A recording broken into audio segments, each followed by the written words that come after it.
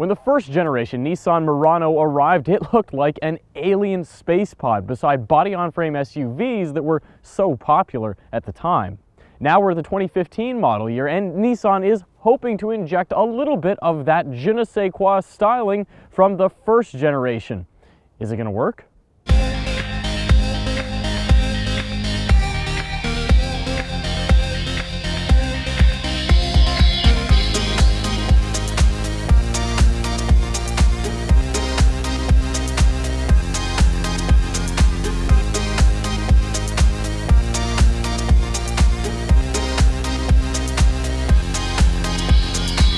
If there's one thing you can't deny about the new Murano, it is that it's a very fashion-forward vehicle.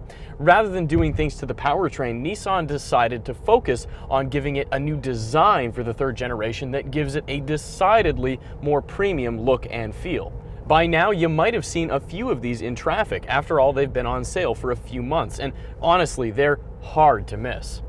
Nissan's designers gave the third generation Murano a much lower coefficient of drag, and that helps the aerodynamics, which means that cabin noise is reduced and ostensibly fuel economy is also going to be improved as well. That's not so obvious from the curb, but the rest of the new design certainly is. In fact, Nissan stayed pretty true to the concept preview that you might remember from about a year and a half ago, and even if you don't, here are some of the things that are going to catch your eye. The company says that it uses boomerang-style head and tail lights, and those are impossible to miss. Not only that, but you also get this wraparound style window setup that gives the roof almost a floating look.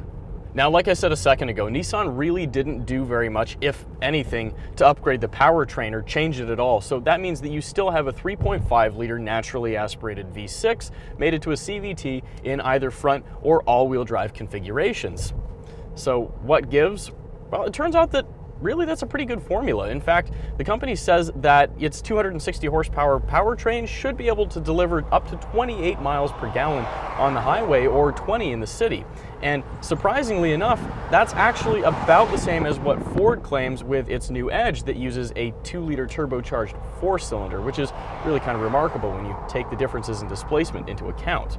Of course, the Edge does it with a 6-speed automatic, and that brings its advantages and disadvantages. But in this case, we've got a CVT, and automotive reviewers like me tend to rag on those transmissions pretty regularly. But the fact of the matter is, it's not very noisy. It responds almost exactly like what most automatics do now, and it does a lot to help that V6 deliver pretty impressive fuel economy. In fact, I'm having no trouble at all getting this thing to live up to the EPA estimates, and that says an awful lot.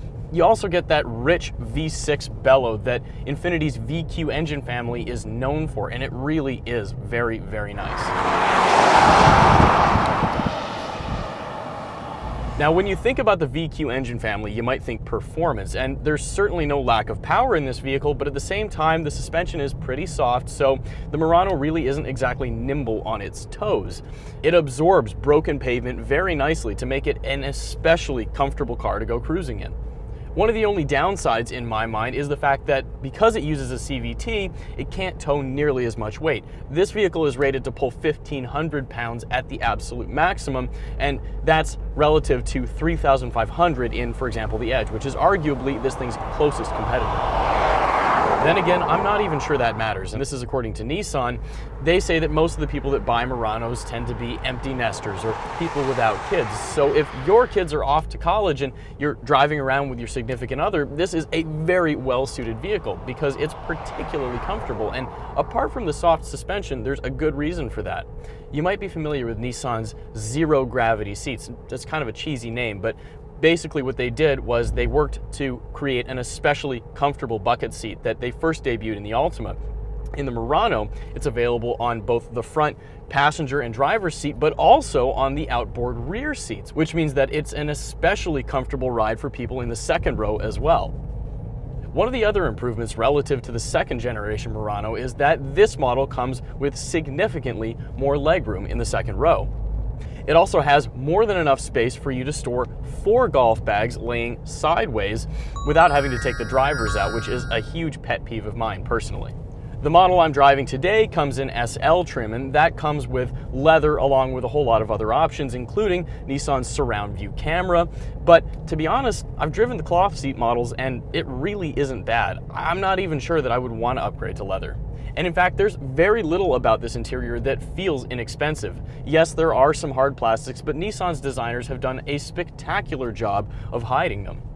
If anything, that's a hallmark for exactly how successful Nissan has been with designing a stylish cabin to go with the fresh exterior. I mean, you've got flowing lines that go from the driver door up onto the dashboard. You've got a simplified center stack compared to the old model that got rid of the dial and multi-directional buttons that controlled the navigation system in the previous generation. But one of the things I especially like is the fact that the USB port in the second row is able to pipe music into the stereo system to allow second row passengers to control the music just as easily as I can.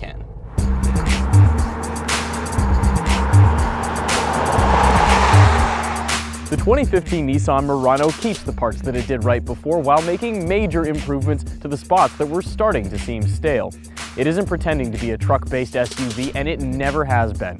Instead, it's 9/10 of a luxury crossover with a much lower price.